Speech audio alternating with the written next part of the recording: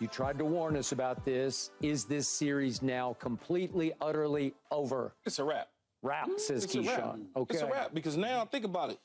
They got to go, you just said 4.5-point favorites at home. So they got to go home. Denver has to go and try to win 2 to even the score. They're not going to take 2 from the way that these guys are playing, despite not even having Rudy Gobert in the lineup. Yep. He wasn't hurt. He was going to take care of business with his wife and his family and his newborn baby. And congratulations to that. You're going to have some times that you're going to be up late at night, buddy. I'm just telling you, as a father. So when you look at the Ant-Man, everything he does is just kind of infectious to the rest of the team. He even gave you a Michael Jordan kind of like, he knocked down, I think it was the 3 he knocked down. He just gave you the shoulders like, they can't do anything with me. The attitude alone trickles down to the rest of the team.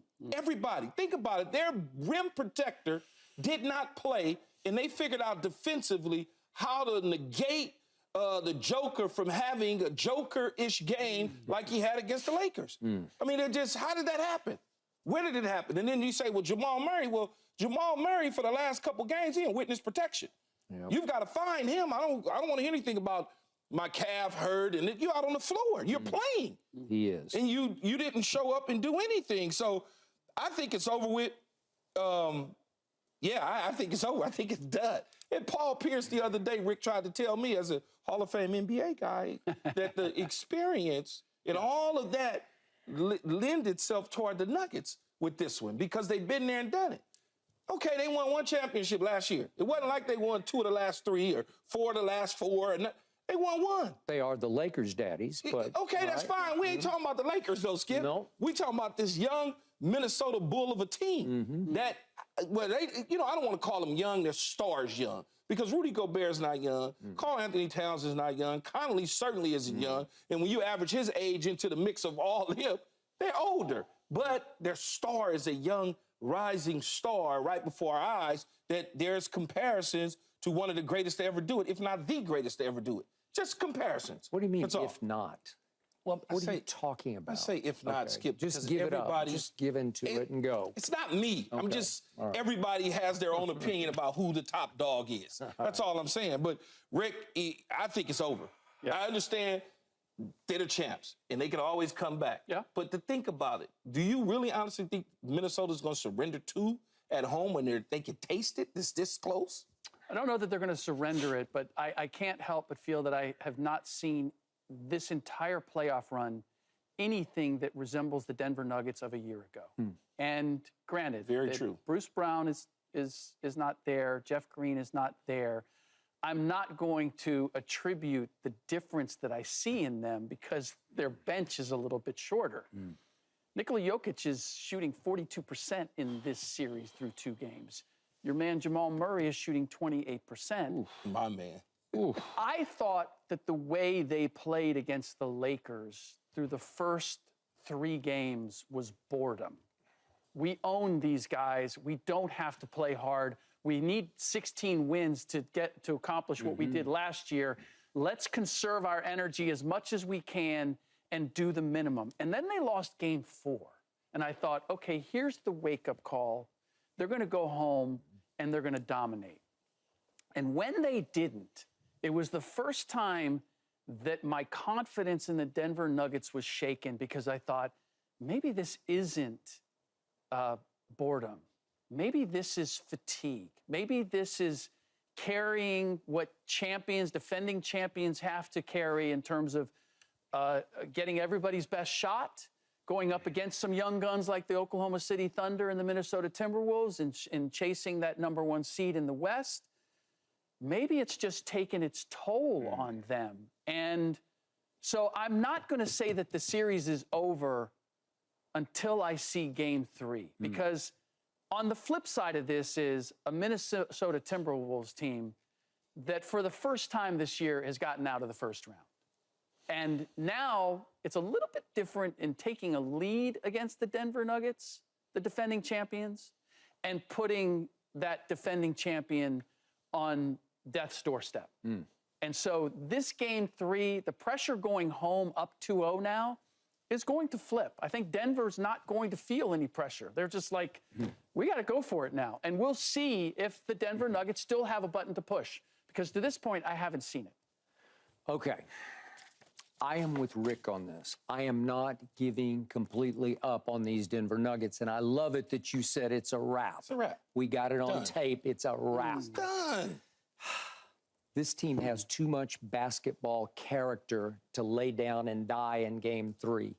I think you will get their best shot, and if they win Game 3, obviously you're looking up this Everest of a mountain because you got to win 4 out of 5 to win this series, and it feels virtually, if not completely, impossible as we speak.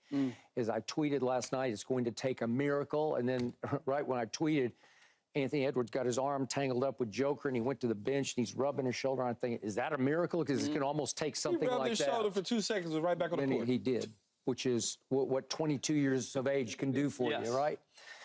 Okay.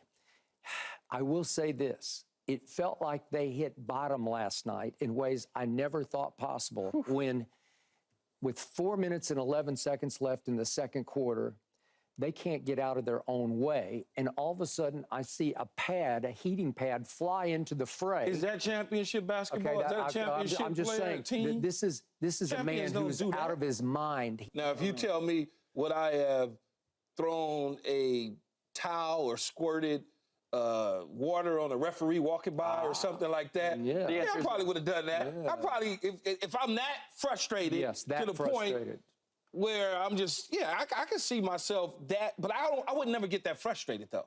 I wouldn't. No. Are you saying you didn't take it that seriously? No, I did, but I just wouldn't get that frustrated to the point. And I don't really know if he actually was throwing it or he was throwing it down and it slid out. I don't really. I think he was having such a bad shooting night that even it bounced wrong. Yeah, I don't. You know what I'm saying, though, Skip? I don't know that he intentionally threw it on the floor or he was throwing it down to the point where the people that was in front of him, he didn't want to hit when he was throwing it down, so he threw it slightly in front of him and it slid across the floor. That's just.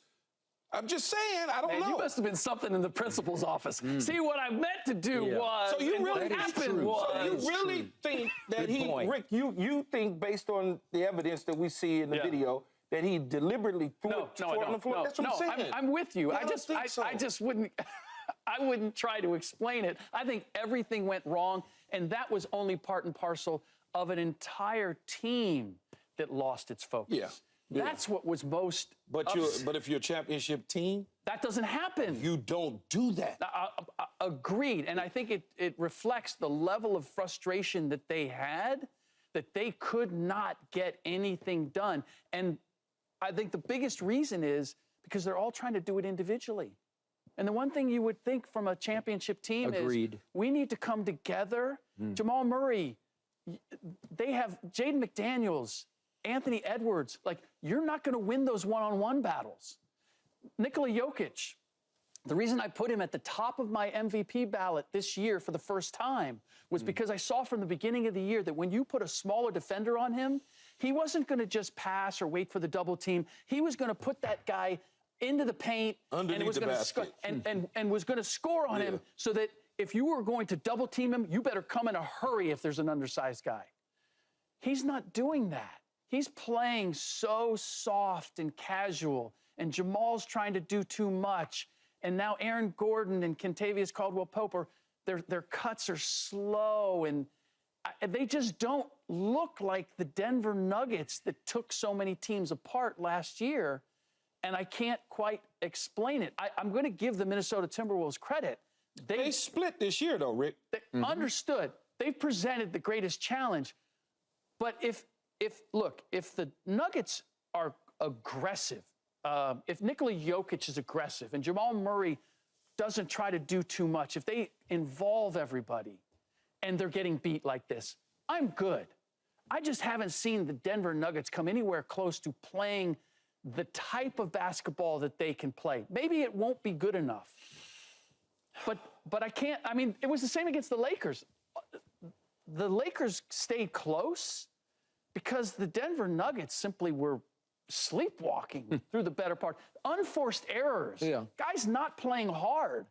okay, that was the Lakers. To your point, like you've owned them. I get that. Oh man, stop. This is a different. Well, you know that is true. You know that's. I mean, you can't argue that. You can't go to the principal's office and say, "Well, no, actually, we were." But could it be such that the Lakers made them play a certain way for three and a half quarters? It's the same way Minnesota is making them play a certain way because of Minnesota's length, their athleticism, the things that they're capable of doing. They're running big guys in and out of the lineup with length. Could it be such that you make a team play different because of the challenges that you present for them? This isn't last year, like you said, Rick, they, I guess, ran through the Western Conference, won the championship, whatever you want to call it. That was probably their best shot last year. That was probably their best shot. Do you think that the Denver Nuggets have been aggressive and played on-point basketball the way we saw them play last year to this point? I do, and here's the reason I say that in the playoffs. Here's the reason I say that, because the same Western Conference challenge that the Lakers presented for them, they lost at about 20 minutes in those 4 games. That 20 minutes is why they lost. The last 5 minutes of each one of those games, the Nuggets had their number. Yeah, but don't you think that the first 40 or whatever, it's the same team. The first 3 quarters, 3.5 quarters, it's the same team. Weren't because the Lakers, I mean, the Nuggets knew that they could get to those final minutes? No, and say, I don't think so. We don't have to win the game in the first, second, or third quarter. I don't think so. Here's the difference. Last night in particular, the game was won in the first half. Yeah. At halftime, what was it, 30 points and a half? How about the first 2 minutes? Or the first 2 minutes, whatever. Seriously. Yeah, the first 2 minutes. No, they just took the game over. The difference in the Lakers in Minnesota is Minnesota was up by 30.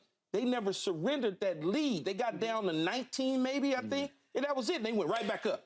The Lakers would have a 20-plus lead and then just blow it. But the Nuggets would look at them like, it's cute. You know, that's cute. Yeah. That's nice. Well, watch this. Watch this. Because they didn't finish the deal. Yeah. Minnesota wasn't going to allow it to happen. But the Nuggets could do that against the Lakers at the end of the first half. Like, pull it back within 3 or 5. Let's just keep it close until we need to close this out.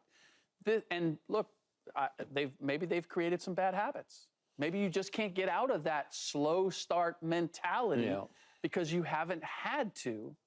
But they're going to have they're going to have to find it now. Jamal Murray is still the best closer in the game. He just hasn't had anything to close in games 1 and 2, even though 1 was still something of a game until Anthony Edwards said, I got this. This time it's mine.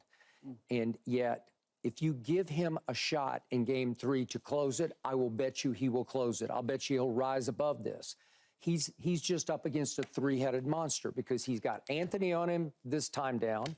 And then the next time down, it's Jaden McDaniels, who's 6'9" and long. And then the next time down, it's Alexander Walker, who's also, I don't know, is he 6'7"-ish? He's got a nice wing. So my issue with Jamal, and you're right, like, as a closer, he can give it to you when you need it. I feel like he's hunting that in the first and second quarter, which is not getting everybody else involved. Yeah. And I don't need you to prove anything to me in the first or second quarter. I need Jokić, if he's going to be guarded by 6'9" Naz Reid, forcing that second defender and forcing it early so that Michael Porter Jr. has wider open shots. I mean, even the shots that Denver was getting were difficult. And I've been told this by scouts in the league. Where Minnesota is most formidable is one-on-one defense. That they have all these great one-on-one defenders. But if you make Anthony Edwards chase and rotate, if you make Karl Anthony Towns have to make decisions, like now you can open, Mike Conley, you can get switches. Now you can try to find some holes in that number 1 defense. And the Denver Nuggets are simply not doing that. They're all individually trying to beat them. And as we've said, the matchups don't work for them in that case. They're not going to win this series if that doesn't change. But the Nuggets did beat them twice in the regular season, so it's not like it's impossible to do. And Keyshawn, the other point is, Rick and I have been doing this for a long, long time, covering these playoff series. They do tend to flip on their head when you least expect it. Yeah. Like that's true. You'll say, it'll happen. Wait a minute, what just happened? Yeah. Oh, wait a minute. No, they're not. Yeah, are you almost certainly right about this? It's just something about that guy that we're going to talk about. Yeah.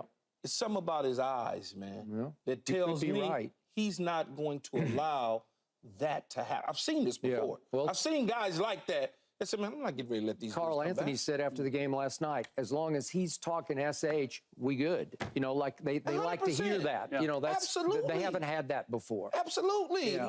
That is called leadership. Yeah. I don't give a damn how old he is. That's called leadership. Yeah. You know, I'm not about, as you would tell me about Michael, I'm not on my watch. That's Anthony Edwards, not on my watch. It's not going to happen. I'm going to take game one over in the end. Oh, they coming back? I got this. Don't even worry about it. Cat, for years, I thought he had, if you will, a little too much kitty in him, you know, just a little too much kid, you know, and he needed some of this. And he That's all is it takes. feeding off this kid. Yeah, all it takes is one. It takes one. He's got some of that Keyshawn in him, right? Yeah, a little bit. A little bit. The series would have been over a long time ago if it was me. Oh, I'd have been on the Lakers. so I'd have that's been on the a big- Lakers. I'd have been on the Lakers. We'd have won. Really? Yeah. If you had been a Laker, We'd you have would have won. We'd have won. Really? Okay. Even if I was sitting on the bench and never played, because I'd have been getting into somebody's ass Okay. for sure. And it could be basketball, not football. It wouldn't doesn't matter what sport it is. I'm not going to sit back and watch what took place. You would have made Austin Reeves a lockdown defender. Why not? Just tell him, say, get up in I him, just man. want to make sure I got it straight. Get up in him. Don't be afraid. Get up on him. Listen, that second shot that Jamal made, Austin Reeves was all over it. But he let him get in front of him, around him. A bit. He got picked. He got picked a little bit, but then Anthony Davis got put in the bind because he couldn't close down because Joker was behind him, so he kind of had to play on both. Back in the principal's office. Yeah. See what happened was. Explain, huh? Thanks for watching, Undisputed fans. Do you want more highlights from the show? Make sure to click that subscribe button for all the exclusive content from Undisputed.